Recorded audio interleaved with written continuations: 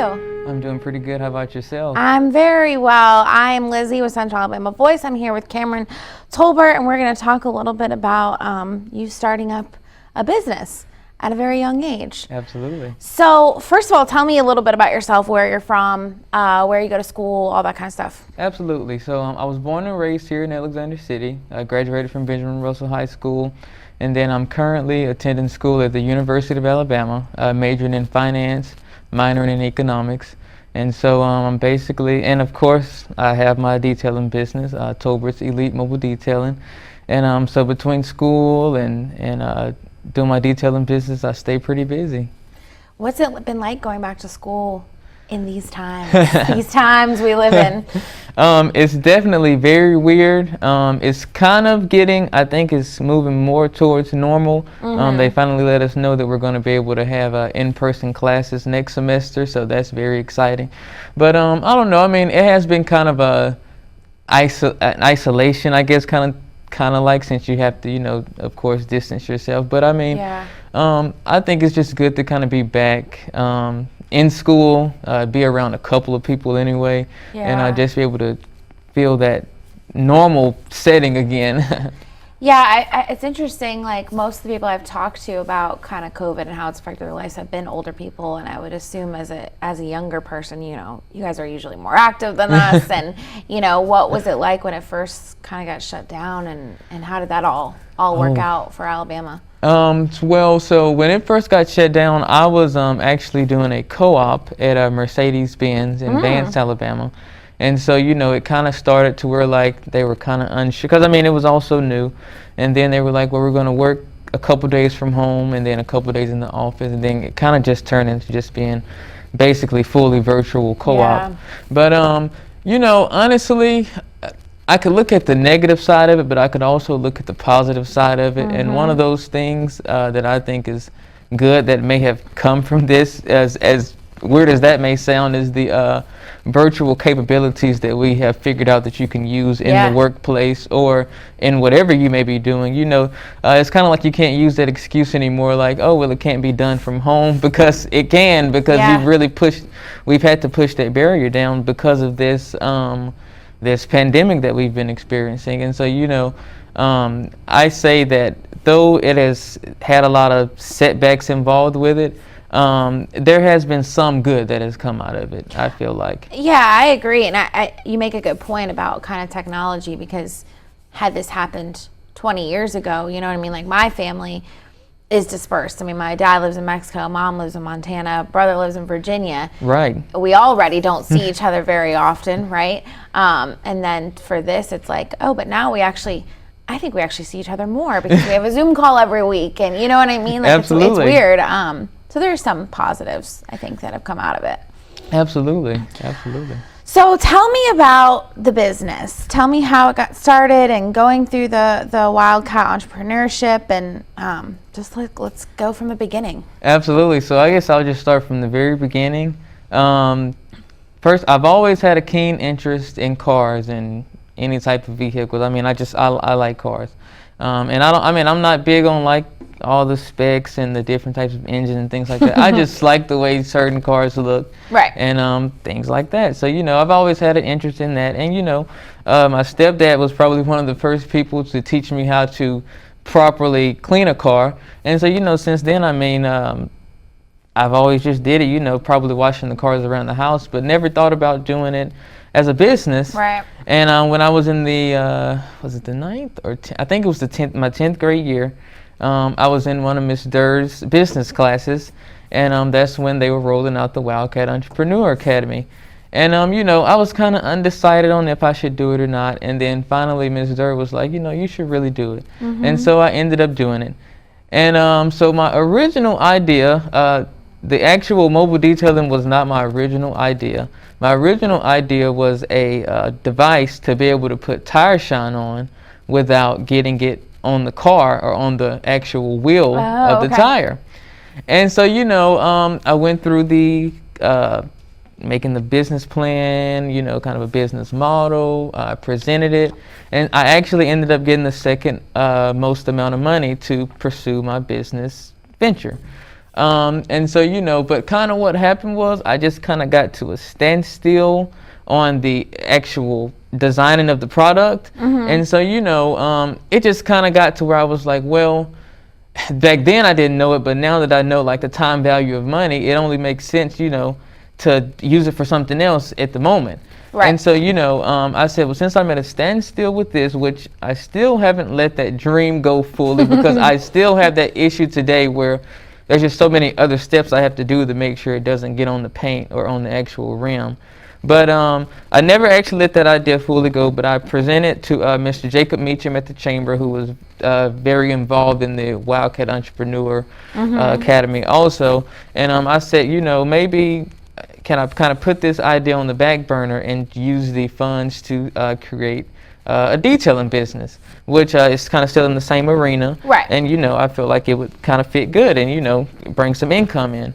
And so they had a meeting with the board, make sure that it was able to disperse the funds in that way, and they approved it. And so that happened probably when I was around 15. So I couldn't even drive yet. So what was actually happening was like I was packing all my stuff up in her car, and she just dropped me off at people's houses, and I just called her when I was ready.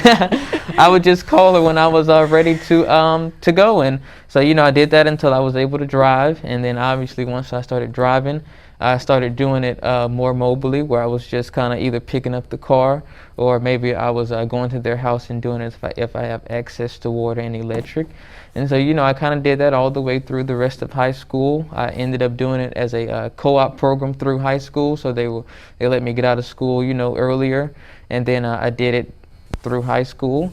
And now I'm in college, and I'm still kind of doing it through college. And I'm actually currently working on trying to expand my business more in the Tuscaloosa and Birmingham area. That's awesome. So it's definitely been a long journey. I've been doing it. That's 5 years. I'm 20 now, so that's 5 years now that I've been doing it.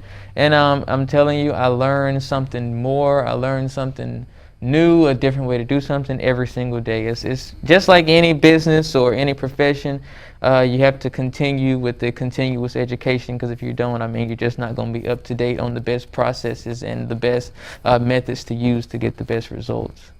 So obviously there's not a lot of 20-year-olds that can say they've had a business for 5 years. What did you think when you're 15 and you're doing this class that this is going to become a business 5 years later? Did you think that it had the viability to actually become that? Absolutely. So I'm not going to lie, when I first started the actual, mobile detailing company, I was like, okay, this is going to be a nice little business, something I can make my own schedule, have a couple dollars in my pocket. Yeah. Never really thought about it as like a full-scale operation. Right. I don't know why. Just didn't think about it that way.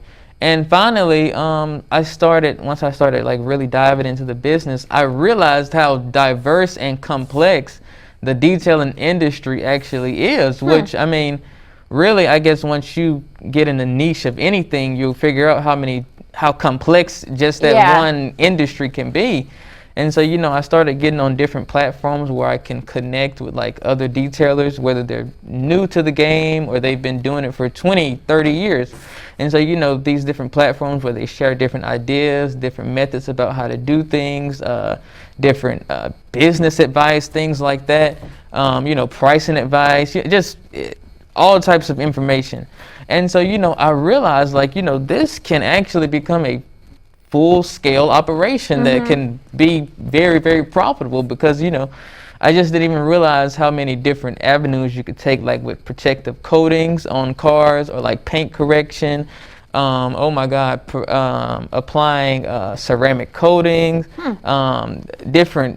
it's so many different things and different niches. Paint chip correction.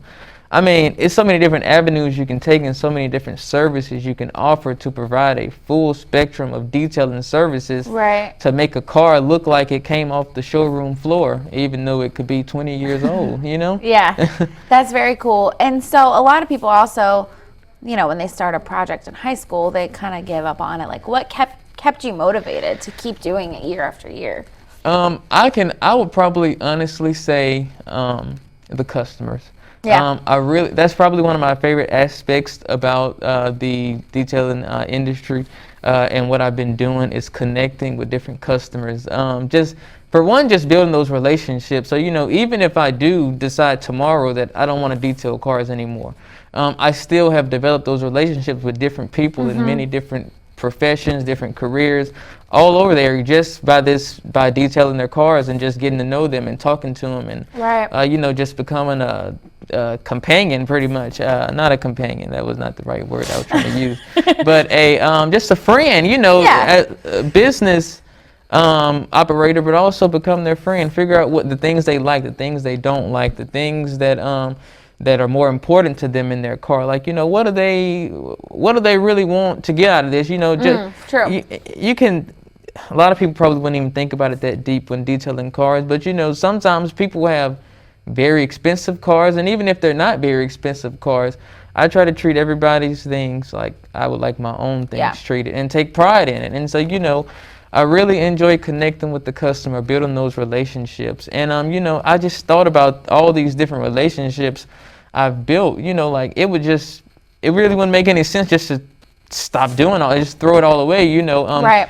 I came to the conclusion that even if I decide to graduate and go on to become a wealth management specialist or anything in the finance field, I still think if I can find somebody that I can trust, still run my detailing operations, that's something I still want to do, just because that's just how much I've grown with it. I've just been doing it this long, and I've just grown an attachment to it, honestly.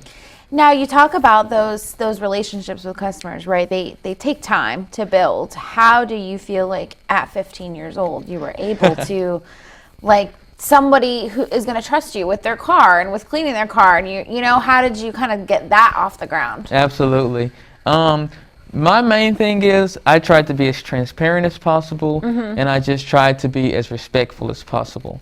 And so, I feel like those are probably two big elements that kind of push me to gain that trust from the different clients that I have. And that's something I have to do every time I meet a new client. It's almost kind of like going on a first date. You The first you have impression. to make that good impression, and you have to show them that you're trustworthy. They can trust you. They can leave their car with you and not have to worry about you stealing anything, or Right. taking it and going on a joyride, or anything like that.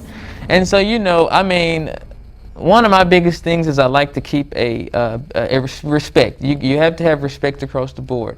And so, I feel like that comes into the customer service aspect of your company. What type of customer service are you offering? Are you on time? Are you doing the job completely? Right. Are you how are you navigating through all that aspect of the business? And so, through customer service, just showing the customer respect and just kind of being transparent about, the services that I'm offering, the prices, explaining why I have these prices set for this. Some people, they just set prices. They don't even know why it's why they're setting it that way, But I try to go through and explain it just to show that, I'm not just throwing stuff together. Right. I have this set this way for these certain reasons to provide this service to you, And so, I feel like that really helped gain the trust of the customer throughout the years that I've been doing it. So you talk about these great customers. Do you have any horror stories that you've gotten? A friend of mine recently called her husband's car a rolling garbage can, I think she said. Have you ever gotten any that you're like, oh no? Probably two of my biggest things that I've seen is I had this one van one time that was the person who had it for a really long time, and they were getting ready to sell it, and they had raised all their kids in it. Oh no! And it took me probably about 8 to 10 hours to detail that vehicle. It took a long time. There were stains everywhere, and I'm not gonna lie. That comes with the transparency thing, And when I finished, it still wasn't perfect. Right. I just did it the best way I could do it.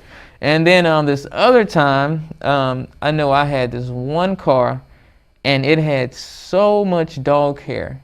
Like, oh no, so much dog care. That would probably be my car. I have 3 dogs. And you know, and the thing with dog, because it gets really intricate, because certain types of carpet don't, the dog hair doesn't attach well to it at all. And like it doesn't attach well to any carpet, but some of the newer cars, they put this type of very thin carpet in there, and when the dog hair gets on it, it's like it's almost impossible to get up.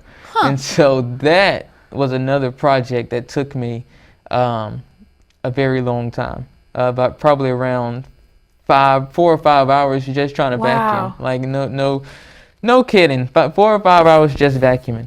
But you know, I mean, I've definitely had some times where it's almost been like, yeah, I'm just gonna pack up and leave. Like I cannot do this job. But no, I usually just tough it out, and it's interesting to always see after putting that much work in, even if it's not perfect. It's very interesting to see the before and after results, and it usually becomes very fulfilling. Even though at first I'm very reluctant, but then once I do it, and then I see the results, and then I see how happy it makes the customer, it's all worth it in the end. So what about your car? Do you feel like pressure to make sure your car is like perfect all the time? I do feel the pressure, and it is not perfect all the time though. Mainly because, especially now, I travel from Tuscaloosa a lot, so a lot of bugs. I try to keep it off as good as I can, but sometimes you get carried away. Let's see, and I work out of my car a lot too, so true. Sometimes that can get overwhelming, you know, transferring stuff in and out all day long. Sometimes I'm taking trash out of a customer's car and I don't have anywhere to put it, so I'm having to place it in my car, and then I'm doing that all day, and you know, sometimes that can get kind of hectic. But I do try to keep it as clean as possible to show people like I'm not just negligent with my car, but sometimes it can get overwhelming out of hand. Oh, that's so funny. So as of right now, the business is still just you, correct? It is still just me. Cool. I recently had this gentleman helping me, and he's been helping me a pretty good bit. Like he's pretty much this whole summer. But he kind of just recently got a new job opportunity, a more career-based job opportunity. So, you know, he said he can still help me sometimes, but as of right now, it's almost probably just going to be mostly me at this point, yes. And is that what you want? I mean, where do you see the future? I would love it to grow. And I would love it to grow to where, honestly, I can do more of the admin side of the work versus the actual physical labor. And, you know, just kind of focus on more training people on how to do the job so that they can expand and grow bigger and bigger. Right. Are there any cars that you particularly like? Like, do you have like my fiance is a mechanic, so he's got like, I forget what it is now, but that one car that's like the car, you know, is there one of those for you? So I like a lot of cars. Right. But I would probably have to say like my dream car, my absolute dream car is probably a G-Wagon, Mercedes G-Wagon. Okay. I just really like the way they look. But on a more personable standpoint, I grew up with my uncle. My Uncle Luther a lot, and he has a lot of vintage old cars, and so I really just love any type of vintage older cars, anything antique. I mean, I think they're neat. I think they're interesting. Just the contrast from cars then to now, I don't know. I just think it's an interesting thing. So I love antique older cars. Are there any cars that you really don't like working on? Like there are certain spots that are hard to get to, or?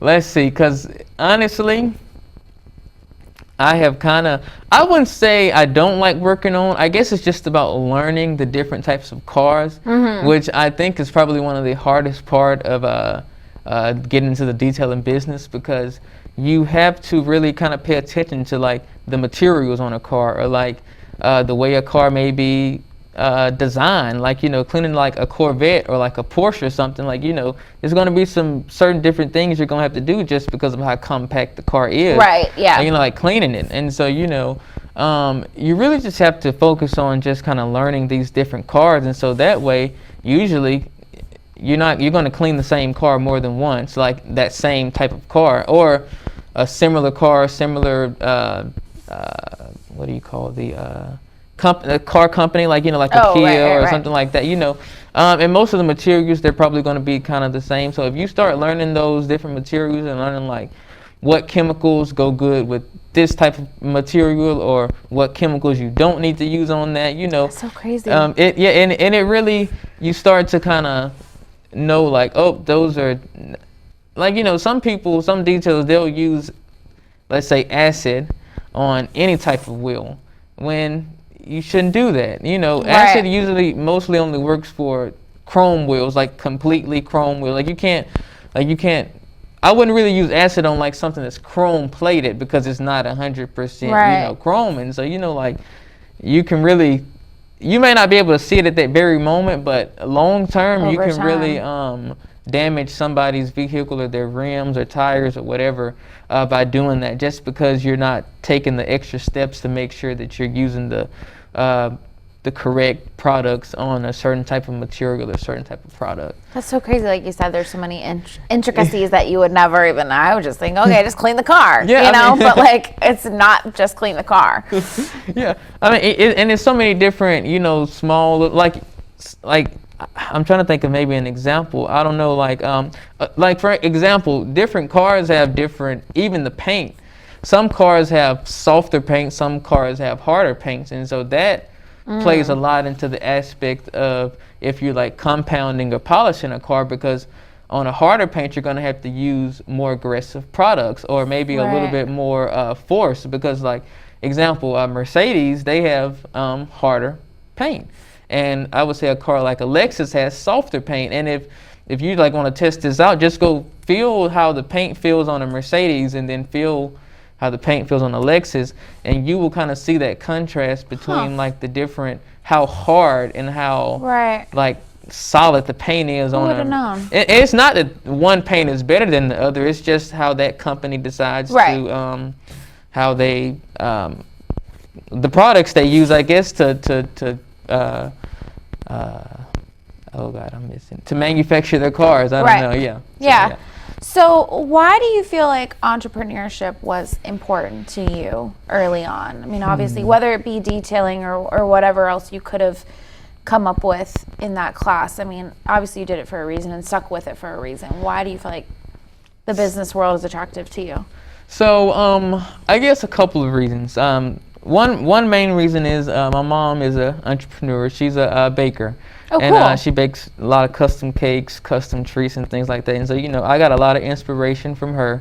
And then also, I used to work with like I was talking about my Uncle Luther earlier. He used to do a lot of landscaping work, and I used to work with him a lot. And so, I seen his entrepreneurship journey. And so, I just kind of, because of those two individuals, I've just kind of always been in the position where I've worked on my pretty much own to make my money, and I haven't really been on anybody else's schedule. And I just kind of like having that control. Like even in school, like when I'm detailing a couple cars, I like being able to say when I can and when I can't work, or just kind of being able to set the pace that I want to go. And I think that's kind of what keeps me going keeps me driving. Like, I won't say I'll never work for anybody else, but like once you start on that path of entrepreneurship, I think it's really hard to just turn around from it, just because you're so far deep into it.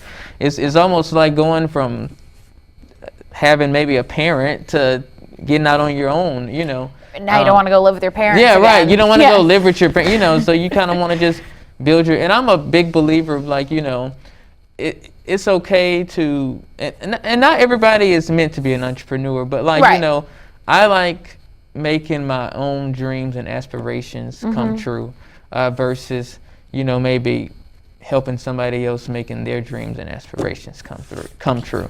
And so what do you think are the biggest challenge? I mean, essentially, like Central Alabama Voice is a new business, right? We just started a couple months ago, and I've always said, I think commitment is the biggest obstacle, right? Like, you can have a great idea, but if you're not committed to doing it, and sometimes it doesn't work and sometimes it does. And what do you think are some of those big obstacles that people have to get over? Absolutely. To start a new business? Like I said, building a customer base, I'm sure wasn't easy. You know, what are some of your advice, I guess, of challenges that could come about?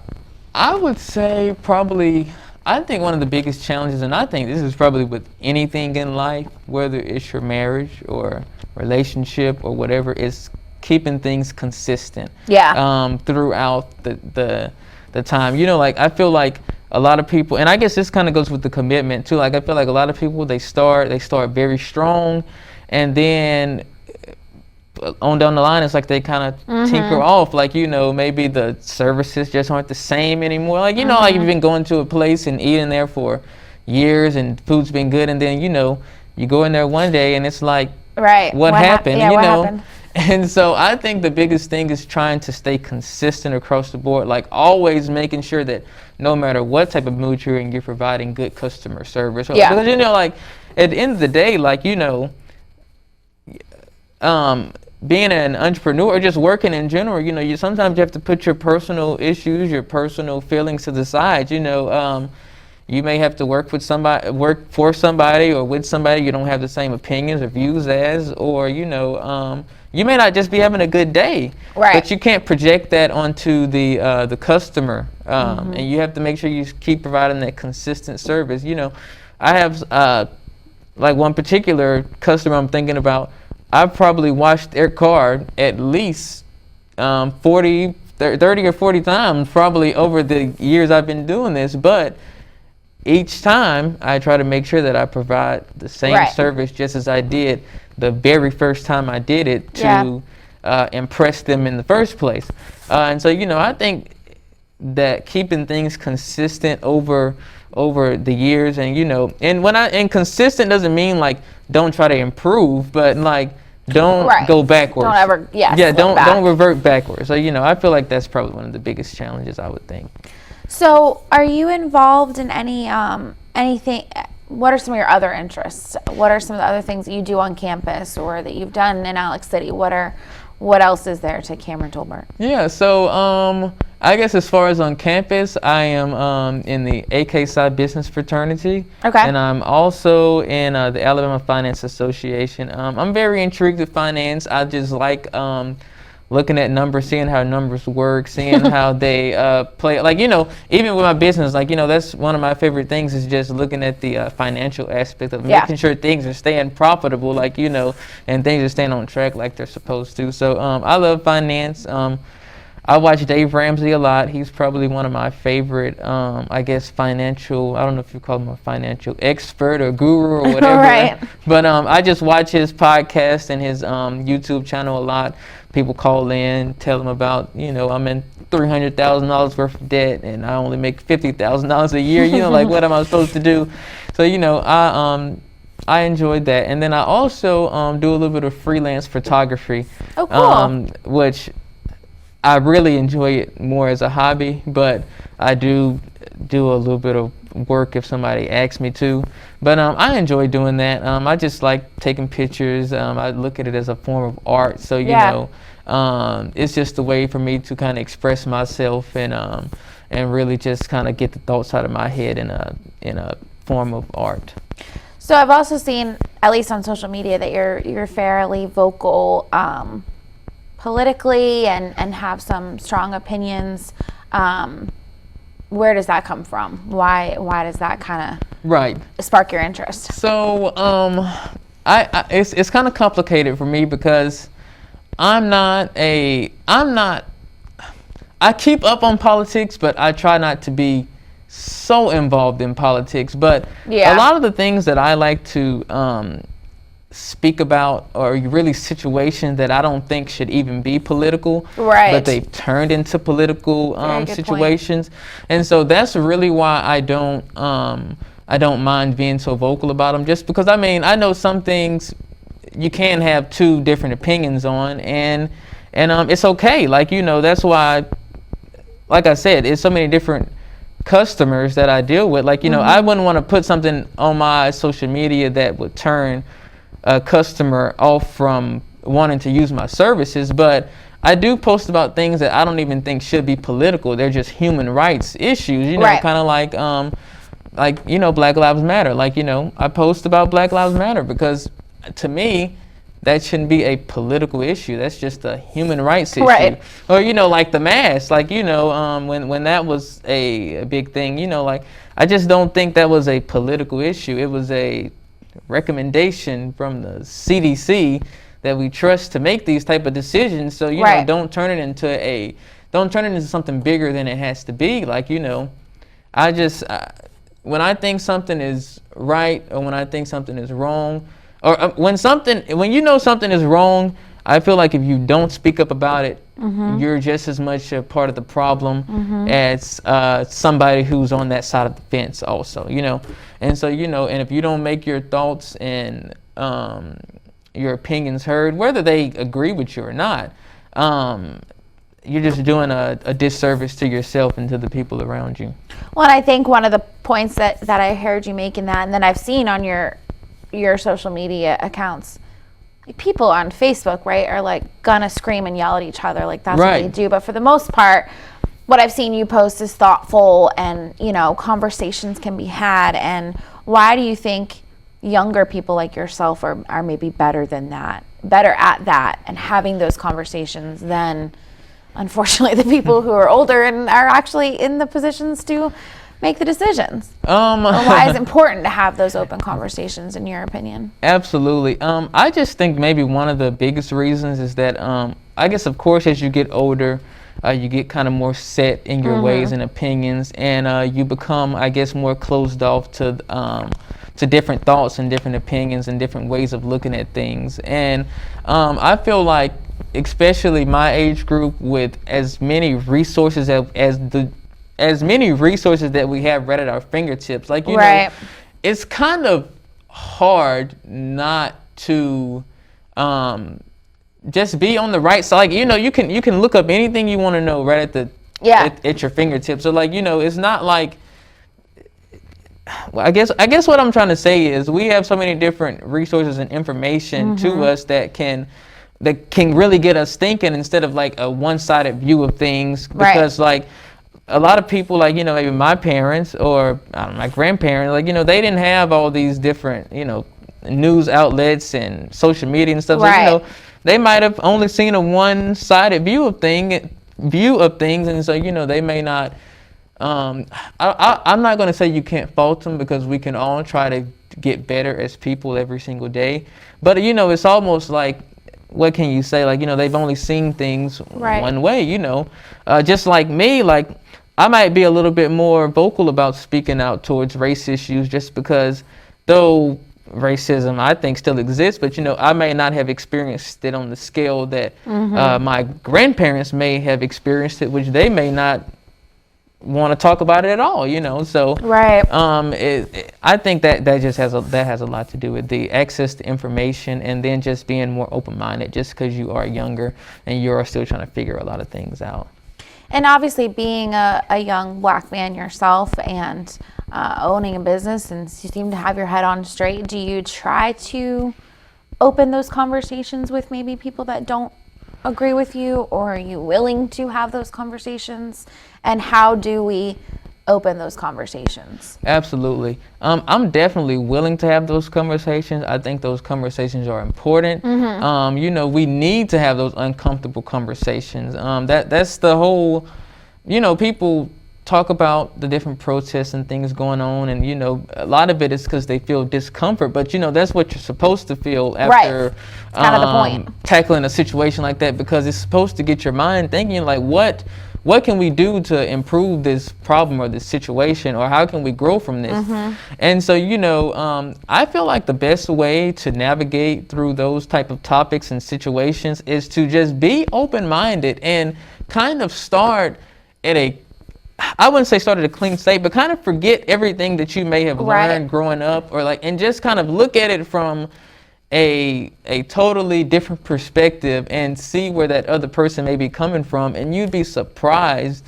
at what you can gain out of that situation and how you can actually move and grow forward and, you know, concur on different ideas and just become one instead of being, you know, divided. I think that's the hardest part is getting people who don't agree to talk in a mature setting. Absolutely. And to hear each other and to listen to each other, because people are so, well, I'm just going to talk to people that agree with me. Right, absolutely. And that's not getting anything done. I mean, yeah, of course. They're going to, it's kind of like that thing, like where you have a friend and like they're kind of at a standstill of the situation and they go ask for help and they go to somebody who they know is going to agree with them. Like, you know, that's not getting anything done. Like, you know, like, you know what they're going to say, but you just kind of want that extra validation in your head instead of asking somebody who may give you a different, something that may make you feel a little unsettling in the inside, but at least you got a different insight and that you can probably grow from that. And you mentioned at the very beginning, but how do you balance, how do I want to say this? Vocalizing your opinion without alienating potential customers. Right. So I guess my method is I just try to be as respectful as possible. I just think that's what it all comes down to. You know, even if I have a conversation with you and we talk, I hear your side of the story, you hear my side of the story, and at the end of the day, we still are at the same standstill, like, you know, well, we still don't agree on that. Okay, then we just move forward from that. Like, you know, it's not a battle, like it's not a competition, like it's not, you know, to me, it's never been like, oh, like a Republican versus a Democrat, or like, you know, it's just like two people. You have your own thoughts, I have my own thoughts, you have your own experiences, I have my own experiences. And so, you know, we can talk, we can have a conversation. Maybe in the end we'll, you know, kind of both maybe agree to something at some point, but like even in the end, if we've had this whole conversation and nothing changes, then, you know, let's just keep it moving. Like, you know, it doesn't have to be a hateful thing. It's just we just don't agree on that topic, and, you know, it is what it is. And I would think also being in the detailing business, you've probably, I mean, everybody's got a car, right? So like you've seen and talked to all different walks of life. We're different races, different sexes, different religions, you know what I mean? How do you feel like that helps form you and form your opinions, knowing that you've formed relationships with a lot of different types of people? Yeah, I mean, you know, honestly, I just kind of look at it like this. Like I said before, you can't, sometimes people are just ignorant, and sometimes people just don't, or just want to be closed-minded. They don't want to. But, you know, a lot of the times it's all going to come from us understanding, like I said earlier, that people come from different backgrounds, people come from different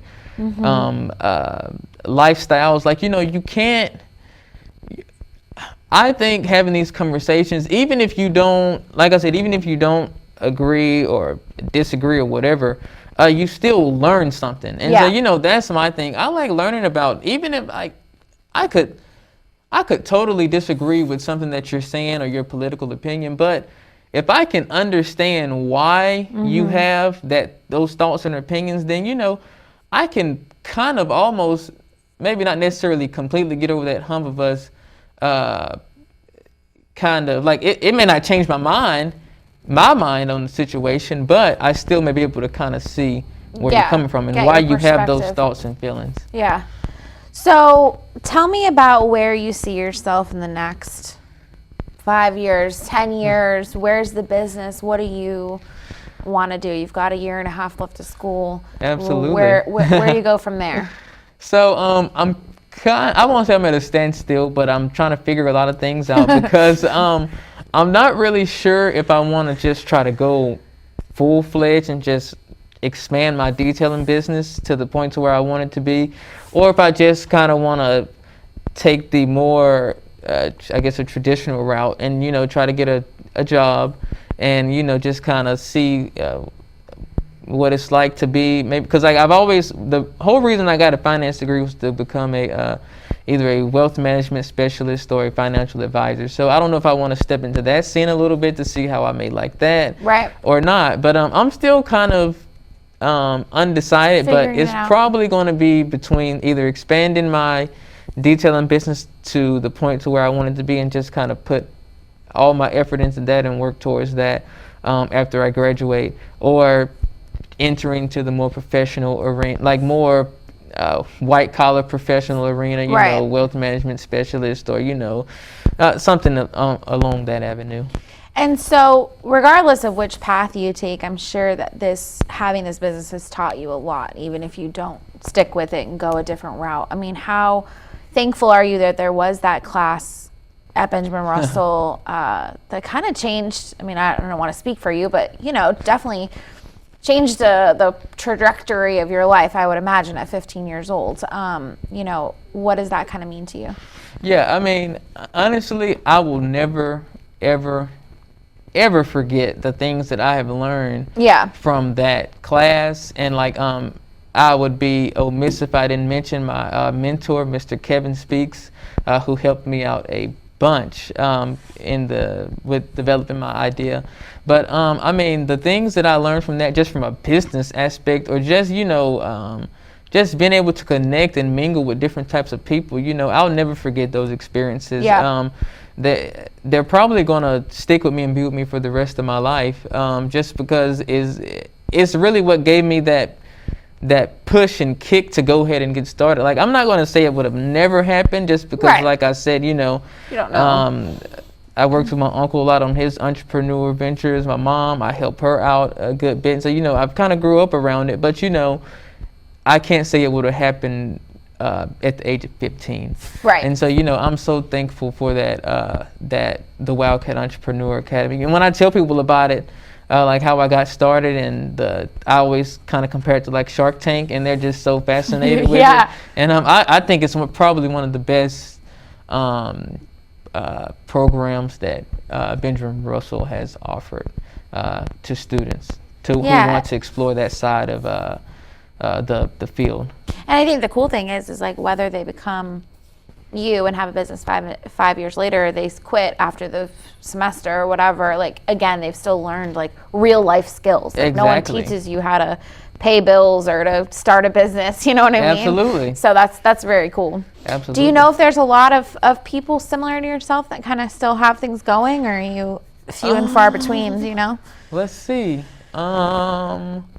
I know I keep up with he was in my Devin Forbes a lot. I keep up with him a lot. He's still doing his thing, and I reach out to him sometimes when I need help with things like that. That's so cool. I know there's others. I just can't think of them off the top of my head. But I know a couple more maybe from my class that are still kind of doing, and it may not be exactly what they started with, but they're doing something similar. Yes. That's awesome. So I want to end on this. A lot of I always ask a lot of our older guests, how do we get young people to Central Alabama? So as a young person, how do we get people like you to stay? Like, what are the benefits of staying in Central Alabama? Not that you will or you won't, but what are your thoughts on that? Absolutely. I mean, I honestly, I can't say for myself I'm going to stay in this area, or probably what's going to end up happening is I'm going to leave and then probably eventually end up coming back. Yeah. But I think the biggest thing is most people my age, they like doing stuff. Like, you know, you got to have stuff to do, and you got to have good job opportunities for people my age, just because, I mean, I don't know. I mean, I think a lot of people my age, they like money. They like having a nice income, and, you know, like you got to have some good, nice, at least decent paying jobs that they can go to, and then also, like I said, having activities to do, put on events, like putting on different festivals, like music festivals and things like that, you know, to really kind of get people out, get people to come out and just be a part of everything, so that they feel connected. I think that's the biggest thing, is just to feel connected. Yeah, you make a really good point, right? Like, so I moved here when I was 27, I think 27 or 28, and I feel so, I can't imagine leaving now, because I feel so connected to the community and the people and the events and the places. So I think that's a really good point. Absolutely. Do you feel like a lot of people that you're in school with are hoping to stay in this area, or Do you have a sense of that? So, you know, I do ask, and I ask this because I'm from Alabama, which, maybe, I don't know, maybe not but like I ask people at UA a lot that are from different areas, maybe like, especially far places like California or some places like that. I'm like, could you see yourself, you know, staying here, like after you finish your degree or whatever? And, you know, it's amazingly, a lot of people say yes. Like they say they will, they would like to stay here and become part of the community and become part of the area. It's crazy. I feel like when you come from a different place, I was from Virginia by way of Pennsylvania, and it's like once you move to the South, it's like you just don't want to leave. It's weird. It's like a lot of them, like they say, yeah, I could probably see myself, you know, staying here and building a family and, you know, like, you know, getting my career starting, you know, so I mean, I think it's awesome. So I mean, it must be something that's being done correctly for people to keep being drawn here in some form or fashion. Absolutely. It's a good place to live. Yeah, I wasn't raised here, but I feel like it would be a good place to be raised. Oh, for sure. Yeah. For sure. So, well, I appreciate you coming on and talking to us about your business. I think it's awesome that you have been doing this for so long. And I really thank you for inviting me. Yeah. It's always a good time, and I hope to maybe come back sometime in the future. Yeah, absolutely. And now you can enjoy your day back home. Absolutely, absolutely. Well, thank you very much. I appreciate you. No problem. Thank you so much.